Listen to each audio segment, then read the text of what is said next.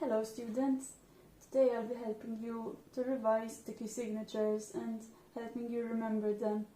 So, I split the keys into ones that have flats as key signatures and ones that have sharps. So let's start with the ones that have flats. So, the ones that I wrote in black are the ones that you need to memorize. The ones in red are the ones that I'll help you remember using a trick. So, C major has no key signature, and F major is the first key that has a B flat.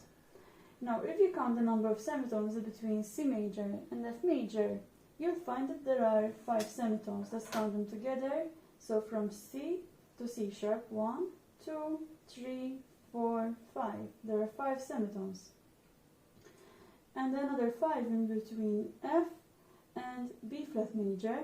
1, 2, 3, 4, 5, and so on to E flat major. There are also 5 semitones in between the flat key signatures. So from B flat to find the next flat, you have to count 5 semitones. So from B flat, 1, 2, 3, 4, 5.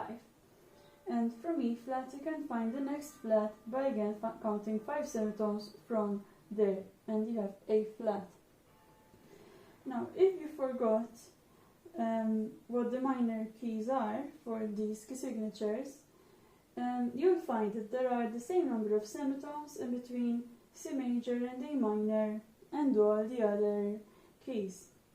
So, let's count from C major to A minor. So, from C, let's count down because it's closer. 1, 2, 3.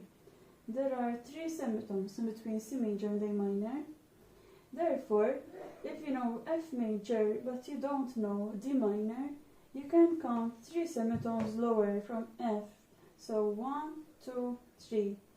So we have D minor, which also has B flat like F major. You can do the same for the other two. Let me do another example with you. So, if you know B flat major but you don't know the minor, you can go on B flat and you go 3 semitones lower, which gives you G minor.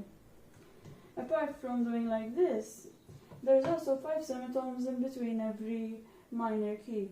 So the one that has no semitones and the one that has 1 semitone or 1 flat has 5 semitones in between them, and so on and so forth.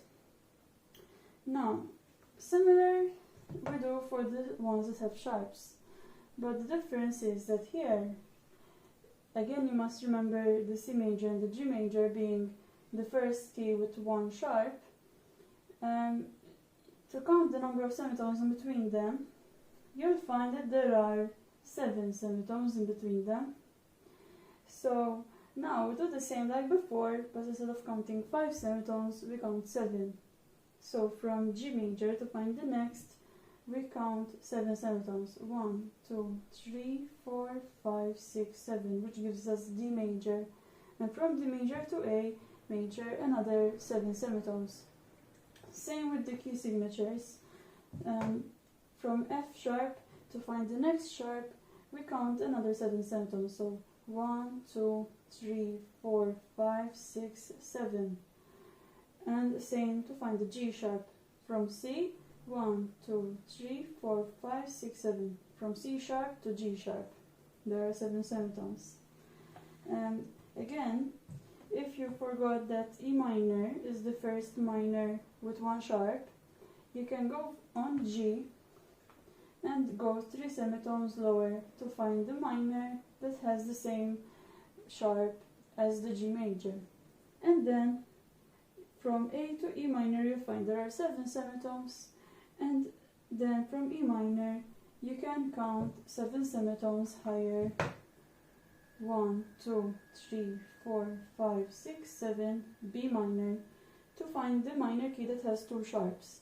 And from B minor, you count another 7 semitones to find the minor key that has 3 sharps.